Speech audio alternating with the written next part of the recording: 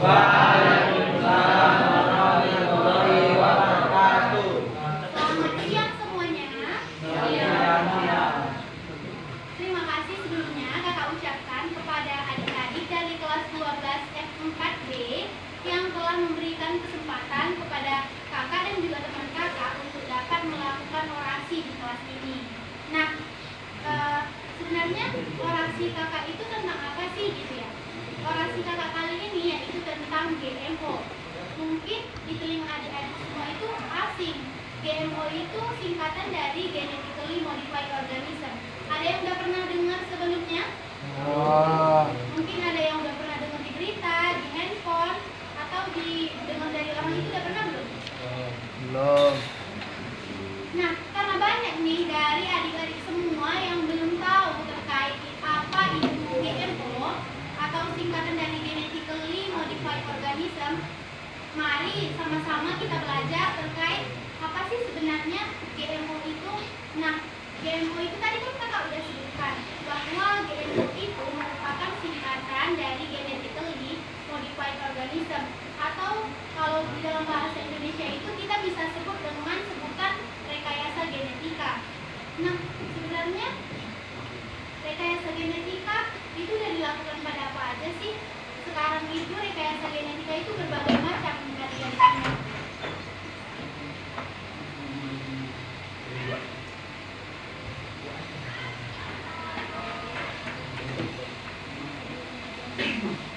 Sebelum kakak membahas tentang GMO, alangkah baiknya kakak perkenalan diri dulu nih ya kan, biar kenal.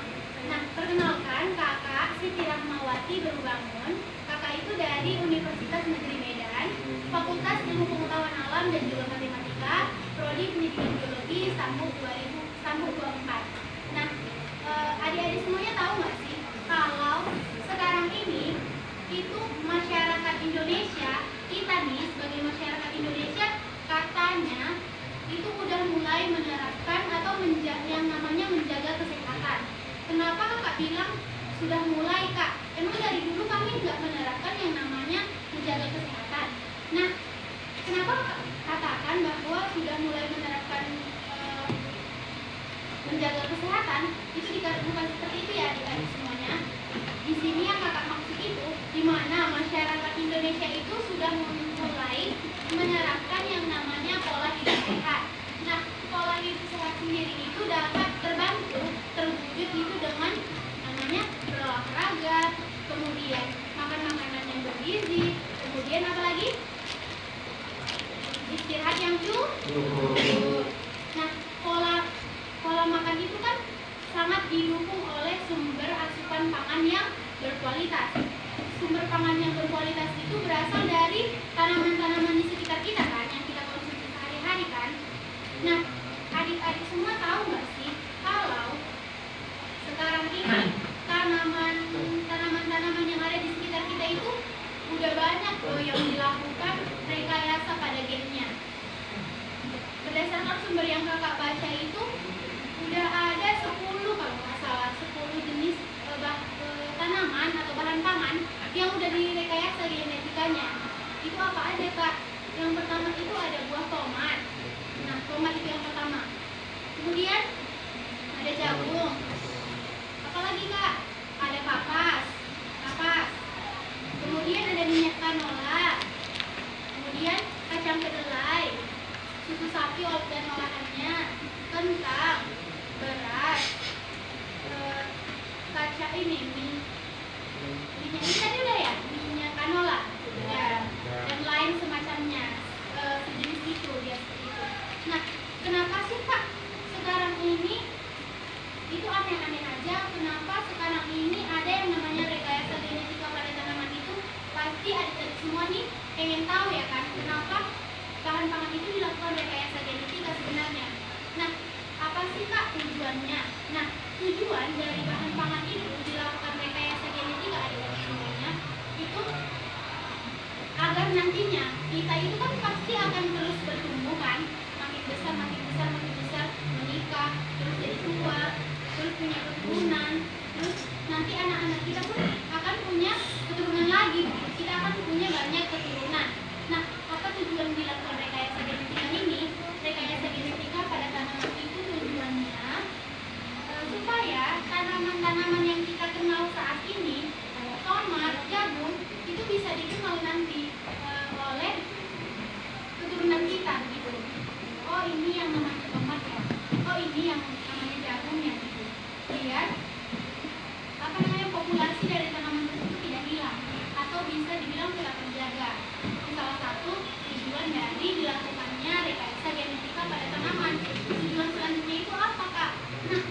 tujuan selanjutnya itu biar supaya misalkan kakak ini sebagai seorang petani, tujuannya itu ke kakak supaya ketika kakak menanam tanaman itu hasil panennya itu berlimpah.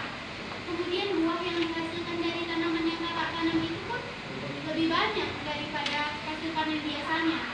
Kemudian kan itu untungnya ada di kakak sebagai petani kan, karena kakak akan mendapatkan banyak penghasilan dari buah yang banyak gitu dia. Nah, kemudian setelah kita tahu apa tujuannya, terus apa tadi jenis-jenis bahan pangan yang udah direkayasa gennya, kemudian kakak punya nih terkait tentang apa sih sebenarnya dampak dari tanaman itu dilakukan rekayasa genetika. Dampaknya itu ada dampak positif, kemudian ada dampak negatifnya. Apa dampak negatifnya kak? Gitu ya. Nah, untuk dampak negatif sendiri untuk saat ini yang masih ditemukan ketika mengonsumsi tanaman yang sudah direkayasa gennya itu hanya menimbulkan yang namanya alergi. Adik-adik semua tahu kan alergi itu apa? Contoh alergi itu gimana?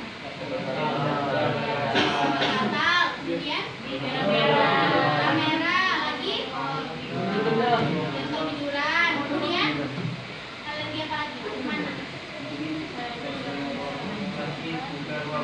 Panas, Penyebaran tubuh.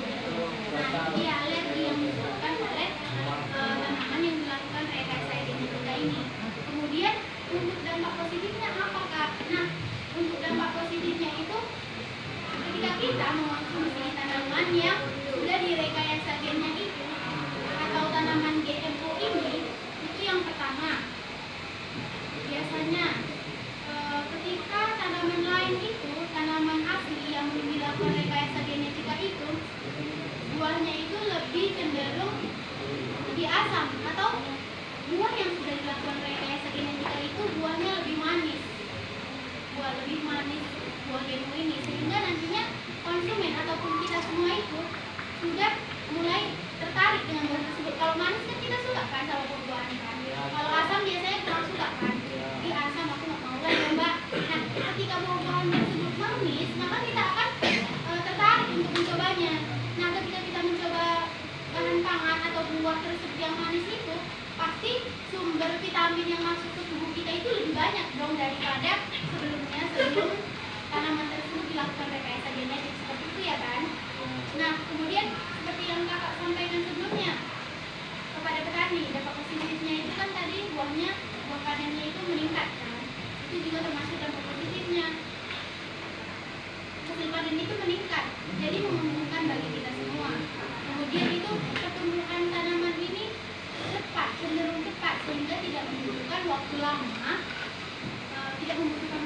menunggu tanaman tersebut hingga berbuah, hingga panen.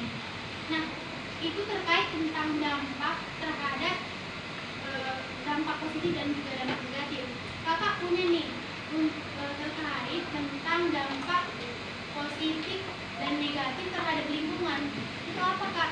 Nah, dampak positifnya terhadap lingkungan itu seperti contoh yang pertama tadi, itu menguntungkan petani, sudah dijelaskan tadi kan. Nah, sekarang masuk aja ke yang namanya dampak negatif. Dampak negatif bagi lingkungan itu sebenarnya ada positifnya juga, namun dia negatif. Kenapa kakak bilang seperti itu? Contohnya, kakak sudah bilang tadi kalau tanaman yang dilakukan rekayasa genetik itu pertumbuhannya cepat kan. Nah, karena pertumbuhannya yang cepat itu, ketika tanaman tersebut ditanam, dia bertumbuh secara cepat. Kemudian pasti di dalam suatu ekosistem tanaman tersebut akan mendominasi di ekosistem tersebut kan. Tanaman lain akan kena imbasnya, atau tanaman lain bisa saja hilang punah gara-gara tanaman tersebut karena dia mendominasi satu ekosistem. Karena di dalam suatu ekosistem itu adik-adik harus terdapat beragam atau berbagai jenis tanaman, ya kan? Boleh hanya satu jenis tanaman, itu namanya bukan ekosistem, ya kan? Jadi jika dia bertumbuh cepat, berarti dia udah merusak ekosistem. Kemudian itu dampak terhadap lingkungan tadi. Kemudian dampak terhadap yang pertama tadi udah ya. berdampak terhadap yang mengonsumsinya udah. Nah, mereka udah sampai situ udah tahu. Terkait tentang bahan-bahan yang dilakukan rekayasa genetika ini adik-adik, ternyata itu sudah diatur di dalam peraturan khusus. Jadi tidak boleh sembarangan orang melakukan rekayasa pada tanaman-tanaman. Jadi kita itu nanti ketika mengonsumsi tanaman yang dilakukan rekayasa genetika itu tidak takut lagi kita. Biasanya kan ini nanti aman nggak ya gitu kan, takut kita. Ternyata tanaman yang direkayasa genetika itu nggak sembarangan orang bisa melakukannya. Jadi hanya orang ahli dan orang yang ahli yang melakukannya, sehingga kita semua ini aman untuk mengonsumsinya. Paling ketika daya tahan tubuh kita tidak kuat itu menimbulkan reaksi seperti alergi tadi gitu dia. Mungkin cukup segini materi dari kakak. Kakak ingin bertanya nih sama adik-adik semua, ada nggak dari kalian yang mungkin kurang paham terkait materi yang kakak sampaikan? Boleh ditanyakan kembali ke kakak biar kakak menjelaskannya lebih rinci gitu. Ada nggak? Udah paham kira-kira terkait GMO?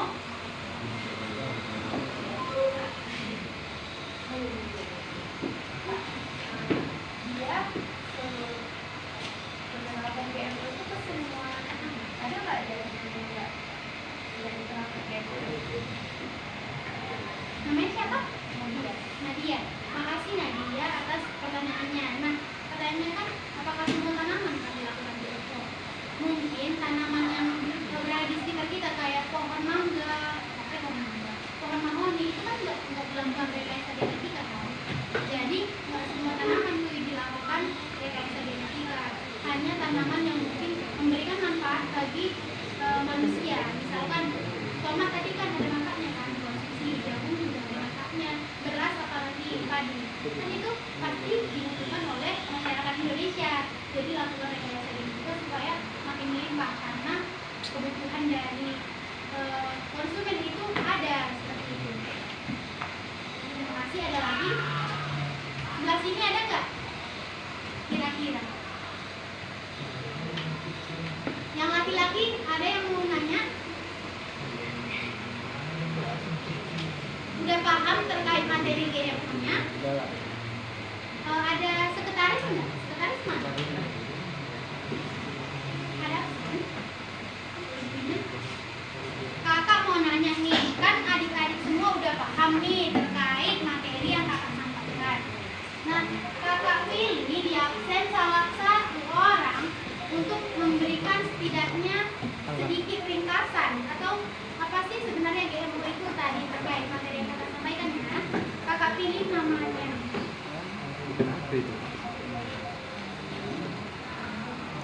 Naila Nurrahma. Orangnya yang mana? Belakang. Yang mana?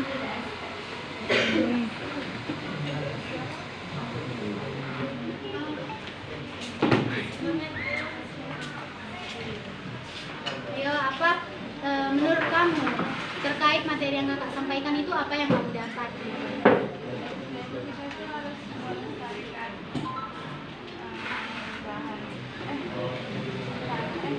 Itu kayak hasil lingkungan kita nggak bisa direkayasa juga.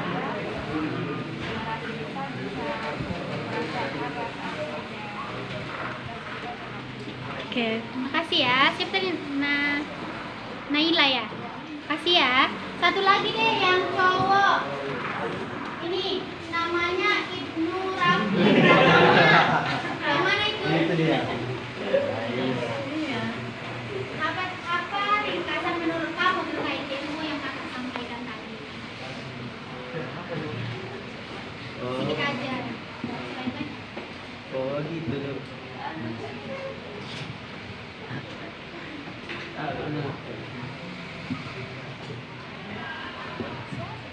Oh gitu.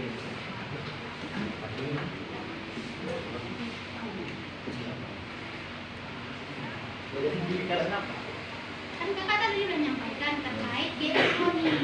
Jadi dari yang kamu tahu kan terkait materi yang kakak sampaikan itu apa?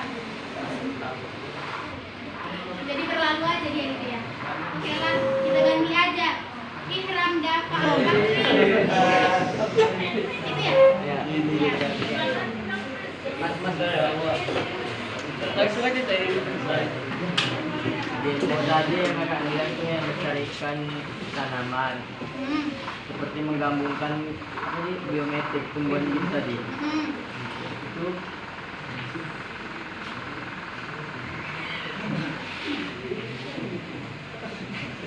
ya. Oh ya, penyempurnaan tumbuhan. Disempurnakan gimana tuh? Ya, dari yang muda. Siapa namanya? Gali. Gali, ayo dibantu kawannya Gali. Penyempurnaan itu yang awal-awalnya kan tumbuhan itu bisa dimakan. Jadi Gak ada namanya di absen. Pakai Muhammad? Enggak. Bukan. penyempurnaan itu pertama kan awalnya buah itu belum bisa dimakan. Jadi bisa buahnya asam Jadi manis. jadi manis. Nah, lanjut di bawah.